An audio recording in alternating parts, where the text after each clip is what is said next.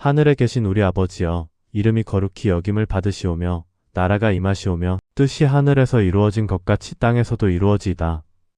오늘 우리에게 일용할 양식을 주시옵고 우리가 우리에게 죄 지은 자를 사하여 준 것 같이 우리 죄를 사하여 주시옵고 우리를 시험에 들게 하지 마시옵고 다만 악에서 구하시옵소서. 나라와 권세와 영광이 아버지께 영원히 있사옵나이다. 아멘. 오늘 읽어드릴 말씀은 에베소서 6장 1절부터 4절까지입니다. 자녀들아, 주 안에서 너희 부모에게 순종하라. 이것이 옳으니라. 내 아버지와 어머니를 공경하라. 이것은 약속이 있는 첫 계명이니 이로써 내가 잘되고 땅에서 장수하리라. 또 아비들아, 너희 자녀를 노엽게 하지 말고 오직 주의 교훈과 훈계로 양육하라. 아멘. 아침이 밝았습니다. 눈을 뜨자마자 가장 먼저 떠오르는 얼굴이 있으신가요? 자식입니다. 어디선가 들려오는 웃음소리에도 지나가는 발소리에도 자식이 생각납니다. 멀리 떨어져 살아도 바로 옆방에 있어도 부모의 마음은 늘 자식에게 가 있습니다. 오늘은 그 마음을 하나님 앞에 올려드리는 시간입니다. 자식을 위한 기도 어떻게 드려야 하는지 함께 나눠보겠습니다. 여러분도 아시다시피 기도는 말이 아닙니다. 마음입니다. 하지만 그 마음을 어떻게 담아내야 할지 막막할 때가 있습니다. 자식이 아프면 제 몸이 아픈 것 같고 자식이 힘들면 제 가슴이 먼저 무너집니다. 그런데 정작 기도할 때는 무슨 말을 해야 할지 모르겠습니다. 그저 잘되게 해달라는 말만 반복하게 됩니다. 오늘 이 시간은 그런 막막함을 함께 풀어가는 자리입니다. 성경 말씀 속에서 그리고 우리 신앙 선배들의 발자취 속에서 자식을 위한 기도의 방향을 찾아보겠습니다. 이 이야기가 도움이 되신다면 구독과 좋아요로 함께 해주세요. 여러분의 성경 읽기를 응원합니다. 기도는 부모의 특권입니다. 세상 그 누구보다 자식을 사랑하는 마음, 그 마음을 하나님께서 아십니다. 그래서 부모의 기도는 특별합니다. 하나님께서 귀 기울여 들으시는 기도입니다. 하지만 때로는 우리가 잘못된 방향으로 기도할 때도 있습니다. 자식이 성공하게 해달라고만 합니다. 자식이 남들보다 앞서게 해달라고만 합니다. 물론 그것도 부모 마음입니다. 하지만 하나님께서 원하시는 것은 조금 다릅니다. 하나님은 우리 자식이 성공하는 것보다 믿음 안에서 성장하는 것을 더 기뻐하십니다. 남들보다 앞서는 것보다 하나님의 뜻을 따라 사는 것을 더 원하십니다. 그래서 오늘은 그 방향을 다시 정리해 보려 합니다. 어떻게 하면 하나님의 마음에 합한 기도를 드릴 수 있을까요? 어떻게 하면 자식에게 진짜 필요한 것을 위해 기도할 수 있을까요? 이 질문들을 붙잡고 오늘 하루를 시작해 보겠습니다. 먼저 자식을 위한 기도가 왜 필요한지부터 생각해 봐야 합니다. 우리는 자식을 키우면서 많은 것을 해줍니다. 밥을 차려주고 옷을 입히고 학교에 보냅니다. 아플 때는 병원에 데려가고 힘들 때는 곁에서 위로합니다. 하지만 부모가 해줄 수 있는 일에는 한계가 있습니다. 자식의 마음속까지 들어갈 수 없습니다. 자식이 앞으로 만날 모든 상황을 대신해 줄 수도 없습니다. 그래서 기도가 필요합니다. 기도는 부모가 할 수 있는 가장 강력한 일입니다. 우리가 손 닿지 않는 곳까지, 우리가 볼 수 없는 미래까지 하나님께 맡기는 것입니다. 잠언 22장 6절에 이런 말씀이 있습니다. 마땅히 행할 길을 아이에게 가르치라. 그리하면 늙어도 그것을 떠나지 아니하리라. 이 말씀은 단순히 교육만을 말하는 게 아닙니다. 기도로 그 길을 함께 열어가라는 뜻입니다. 부모가 먼저 하나님 앞에 서서 자식의 길을 구하는 것입니다. 그러면 하나님께서 그 길을 예비하십니다. 우리가 보지 못하는 곳에서 우리가 알지 못하는 방법으로 자식을 인도하십니다. 그런데 많은 분들이 이렇게 말씀하십니다. 기도해도 달라지는 게 없는 것 같다고요. 자식은 여전히 제 갈 길만 가고 부모 말은 듣지 않는다고요. 그럴 때 낙심하게 됩니다. 기도가 소용없다는 생각이 듭니다. 하지만 기도는 즉각적인 결과를 보려고 하는 게 아닙니다. 씨를 뿌리는 것과 같습니다. 오늘 뿌린 씨가 내일 당장 열매 맺지 않습니다. 때로는 몇 달, 때로는 몇 년이 걸립니다. 하지만 분명한 것은 뿌린 씨는 반드시 싹을 틔운다는 사실입니다. 한나를 기억하십니까? 사무엘상 1장에 나오는 그 어머니 말입니다. 한나는 아이가 없어서 매일같이 통곡하며 기도했습니다. 성전에 올라가서 입술만 달싹거리며 간절히 구했습니다. 주변 사람들은 그 모습을 보고 오해하기도 했습니다. 하지만 한나는 멈추지 않았습니다. 그리고 하나님께서 응답하셨습니다. 사무엘이라는 아들을 주셨습니다. 한나는 그 아이를 젖을 뗀 후 하나님께 드렸습니다. 어린 사무엘은 성전에서 자라며 하나님의 사람이 되었습니다. 이스라엘의 위대한 선지자가 되었습니다. 이 이야기가 우리에게 주는 교훈은 무엇일까요? 기도는 응답받는다는 것입니다. 그리고 그 응답은 우리 생각보다 훨씬 크다는 것입니다. 한나는 단순히 아이를 달라고 기도했지만 하나님은 이스라엘 전체를 세울 선지자를 주셨습니다.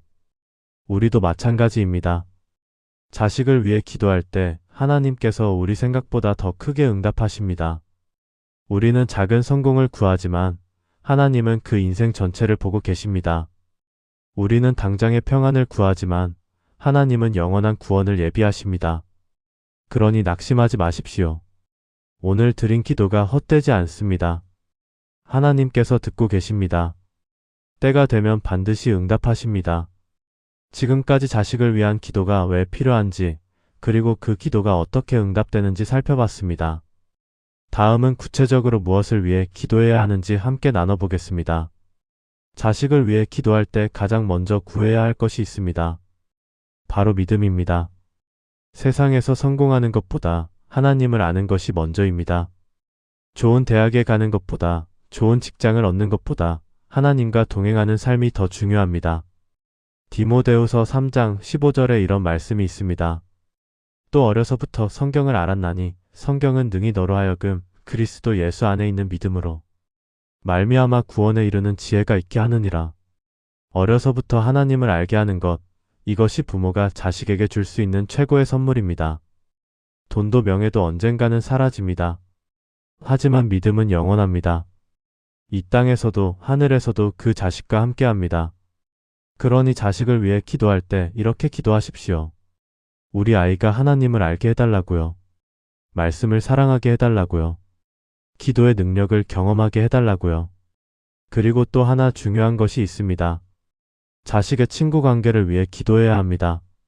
우리 아이가 어떤 친구를 만나느냐가 그 인생을 좌우합니다. 잠언 13장 20절에 이렇게 기록되어 있습니다. 지혜로운 자와 동행하면 지혜를 얻고 미련한 자와 사귀면 해를 받느니라. 부모가 아무리 잘 가르쳐도 잘못된 친구를 만나면 그 영향을 받습니다. 반대로 좋은 친구를 만나면 부모가 하지 못하는 것까지 배웁니다. 그래서 자식의 친구를 위해 기도해야 합니다. 좋은 친구를 만나게 해달라고, 서로 믿음 안에서 격려하는 관계를 맺게 해달라고 구하십시오. 또한 자식이 겪을 어려움을 위해서도 기도해야 합니다. 어려움이 없기를 바라는 게 아닙니다. 어려움 속에서 하나님을 더 깊이 만나게 해달라고 기도하는 것입니다. 야고보서 1장 2절부터 4절에 이런 말씀이 있습니다. 내 형제들아, 너희가 여러 가지 시험을 당하거든 온전히 기쁘게 여기라.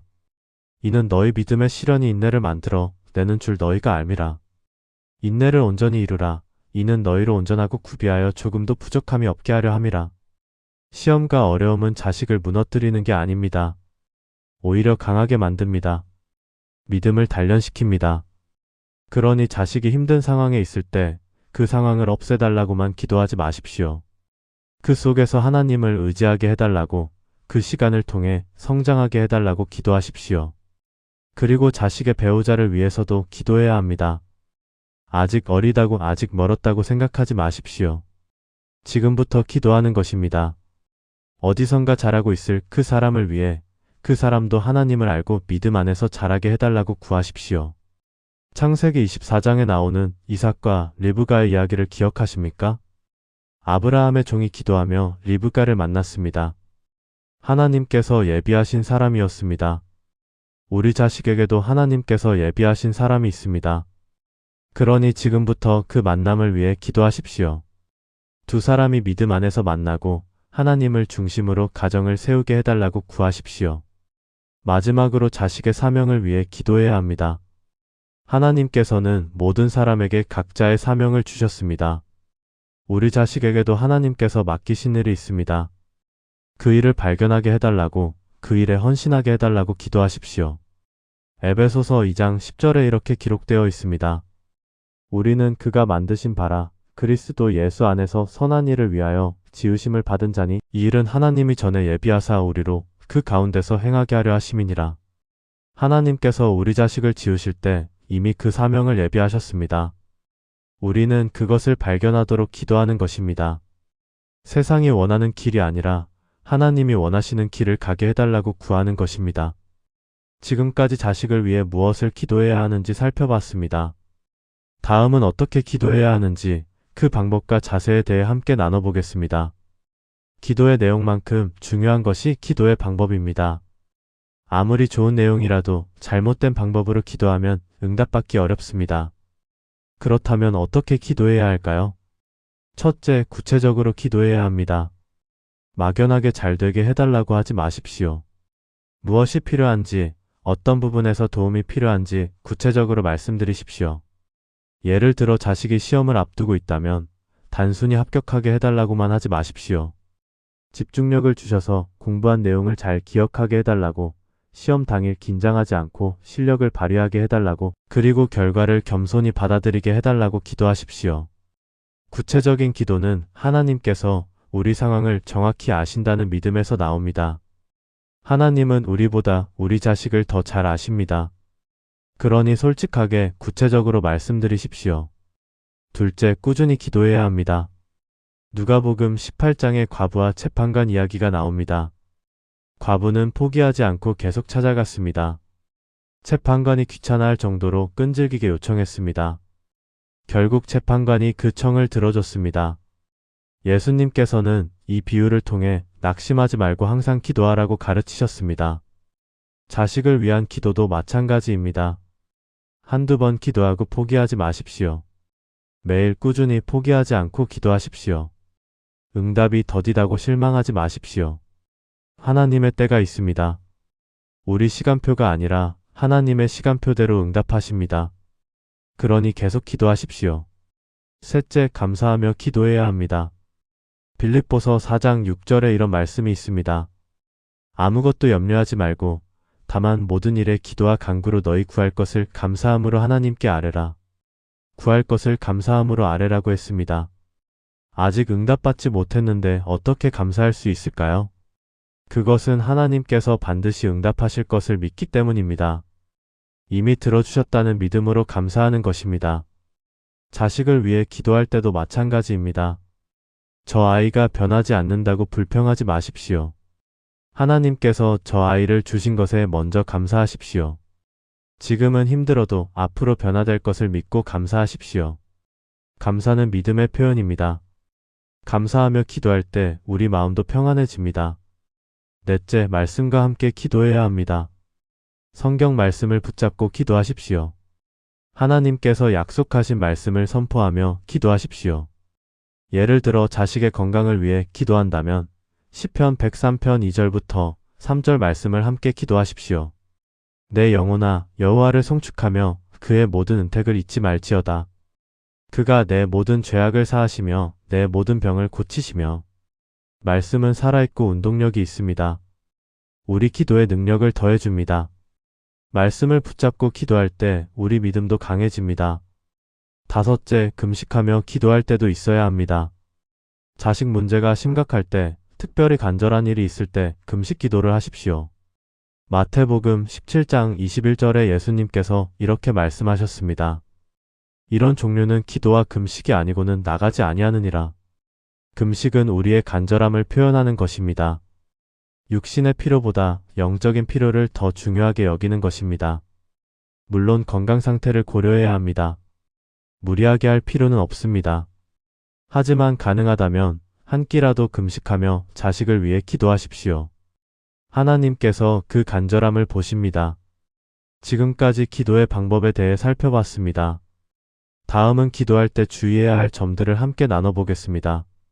자식을 위해 기도할 때 조심해야 할 것들이 있습니다. 좋은 의도로 시작했지만 잘못된 방향으로 갈 수 있기 때문입니다. 첫째, 자식을 우상처럼 여기며 기도하지 마십시오. 자식은 하나님께서 맡기신 존재입니다. 우리 소유가 아닙니다. 그런데 때로 우리는 자식을 하나님보다 더 사랑합니다. 자식을 위해서라면 무엇이든 하겠다고 생각합니다. 그것이 잘못된 것은 아닙니다. 하지만 하나님보다 자식을 앞세우면 안 됩니다. 창세기 22장에 아브라함과 이삭의 이야기가 나옵니다. 하나님께서 아브라함에게 이삭을 번제로 드리라고 하셨습니다. 아브라함에게 이삭은 전부였습니다. 100세에 얻은 아들이었습니다. 약속의 자녀였습니다. 하지만 아브라함은 순종했습니다. 하나님을 이삭보다 더 사랑했기 때문입니다. 결국 하나님께서 이삭을 살려주셨습니다. 더 큰 복을 주셨습니다. 우리도 마찬가지입니다. 자식을 사랑하되 하나님을 더 사랑해야 합니다. 자식을 위해 기도하되 하나님의 뜻을 먼저 구해야 합니다. 그럴 때 하나님께서 우리 자식을 더 크게 축복하십니다. 둘째, 자기 욕심을 위해 기도하지 마십시오. 자식이 잘 되기를 바라는 것은 당연합니다. 하지만 그것이 부모의 자랑이 되기 위함이라면 잘못된 것입니다. 야고보서 4장 3절에 이런 말씀이 있습니다. 구하여도 받지 못함은 정욕으로 쓰려고 잘못 구하기 때문이라. 자식이 좋은 대학에 가서 내가 자랑하려고, 좋은 직장에 들어가서 내 체면을 세우려고 기도한다면 그것은 잘못된 기도입니다. 자식의 유익이 아니라 내 유익을 구하는 것입니다. 기도할 때 내 마음을 점검해야 합니다. 정말 이 아이의 유익을 위한 것인지 아니면 내 욕심인지 구분해야 합니다. 하나님은 우리 마음을 아십니다. 순수한 마음으로 자식의 유익을 구할 때 응답하십니다. 셋째, 비교하며 기도하지 마십시오. 다른 집 아이와 비교하지 마십시오. 왜 우리 아이는 저렇게 못하냐고, 왜 남들처럼 안 되냐고 불평하지 마십시오. 하나님께서는 각 사람에게 다른 달란트를 주셨습니다. 각자의 속도가 있고 각자의 때가 있습니다. 남과 비교하는 순간 감사가 사라집니다. 불만이 생깁니다. 자식도 상처받습니다. 시편 139편 14절에 이렇게 기록되어 있습니다. 내가 주께 감사하옴은 나를 지으심이 심히 기묘하심이라. 하나님께서 우리 자식을 특별하게 지으셨습니다. 그 특별함을 인정하고 감사해야 합니다. 남과 같아지게 해달라고 기도하지 말고 하나님께서 주신 그대로의 모습으로 쓰임받게 해달라고 기도하십시오. 넷째, 조급하게 기도하지 마십시오. 당장 결과가 보이지 않는다고 실망하지 마십시오. 하나님의 시간은 우리와 다릅니다. 베드로후서 3장 8절에 이런 말씀이 있습니다. 주께는 하루가 천년 같고 천년이 하루 같다. 우리에게는 오래 걸리는 것 같아도 하나님께는 순간입니다. 반대로 우리는 빨리 되기를 바라지만 하나님은 천천히 준비시키십니다. 자식이 변하기까지 시간이 걸립니다. 믿음이 자라기까지 과정이 필요합니다. 조급하게 서두르지 마십시오. 하나님을 믿고 기다리십시오. 다섯째, 혼자만 기도하지 마십시오. 부부가 함께 기도하십시오. 마태복음 18장 19절에 예수님께서 이렇게 말씀하셨습니다. 진실로 다시 너희에게 이르노니 너희 중에 두 사람이 땅에서 합심하여 무엇이든지 구하면 하늘에 계신 내 아버지께서 그들을 위하여 이루게 하시리라. 두 사람이 합심하면 더 큰 능력이 있습니다. 부부가 함께 자식을 위해 기도할 때 하나님께서 더 크게 역사하십니다. 만약 혼자 키우는 상황이라면 믿음의 동역자를 찾으십시오. 교회 공동체 안에서 함께 기도할 사람을 찾으십시오. 혼자 감당하려 하지 마십시오. 지금까지 기도할 때 조심해야 할 점들을 살펴봤습니다. 이제 마지막으로 오늘 배운 것들을 어떻게 실천할 수 있는지 정리해 보겠습니다. 오늘 우리는 자식을 위한 기도에 대해 함께 나눴습니다. 왜 기도해야 하는지, 무엇을 기도해야 하는지, 어떻게 기도해야 하는지, 그리고 무엇을 조심해야 하는지 살펴봤습니다. 이제 이 모든 것을 마음에 새기고 오늘부터 실천할 차례입니다. 먼저 오늘 아침 자식의 이름을 부르며 기도하십시오. 길고 거창한 기도가 아니어도 됩니다. 짧아도 괜찮습니다. 하나님께서 우리 아이를 지켜주시고 인도해 주시고 축복해 주시길 간구하십시오. 매일 아침 이 기도를 시작하십시오. 습관이 될 때까지 계속하십시오. 그리고 자식이 힘들어할 때 기도로 먼저 반응하십시오. 말로 꾸짖기 전에 기도하십시오. 해결책을 제시하기 전에 기도하십시오. 기도는 가장 강력한 도움입니다. 우리가 할 수 없는 것을 하나님께서 하십니다. 또한 자식 앞에서 기도하는 모습을 보여주십시오. 자식이 부모의 기도하는 모습을 보고 자랄 때 그 모습이 평생 기억에 남습니다. 나중에 자식도 자기 자녀를 위해 기도하게 됩니다. 기도의 유산을 물려주는 것입니다. 그리고 기도 제목을 적어두십시오. 노트에, 수첩에, 휴대폰 메모에 어디든 좋습니다. 자식을 위해 기도한 내용을 기록하십시오. 응답받은 것도 표시하십시오. 시간이 지나 그 기록을 보면 하나님께서 얼마나 많이 응답하셨는지 알게 됩니다. 감사가 넘칩니다. 믿음이 더 강해집니다. 마지막으로 포기하지 마십시오. 자식이 아무리 멀리 떠나 있어도, 아무리 하나님에게서 멀어진 것 같아도 포기하지 마십시오. 탕자의 비유를 기억하십니까? 아버지는 매일 먼 곳을 바라보며 아들을 기다렸습니다. 결국 아들이 돌아왔습니다. 아버지의 기다림이 헛되지 않았습니다. 우리 기도도 마찬가지입니다. 지금 당장 보이지 않아도 하나님께서 일하고 계십니다. 언젠가 그 열매를 보게 될 것입니다. 자식을 위한 기도는 부모가 줄 수 있는 최고의 선물입니다. 돈도 재산도 명예도 아닙니다. 기도입니다. 하나님 앞에 자식을 올려드리는 것입니다. 오늘부터 시작하십시오. 지금 이 순간부터 자식을 위해 기도하십시오. 하나님께서 여러분의 기도를 들으십니다. 반드시 응답하십니다. 여러분의 자식이 하나님의 사람으로 자라기를 축복합니다. 믿음 안에서 든든히 서기를 축복합니다. 그리고 그 자식을 통해 하나님께 영광 돌리는 날이 오기를 축복합니다. 오늘도 하나님의 은혜가 여러분과 여러분의 자녀들에게 함께 하시길 기도합니다.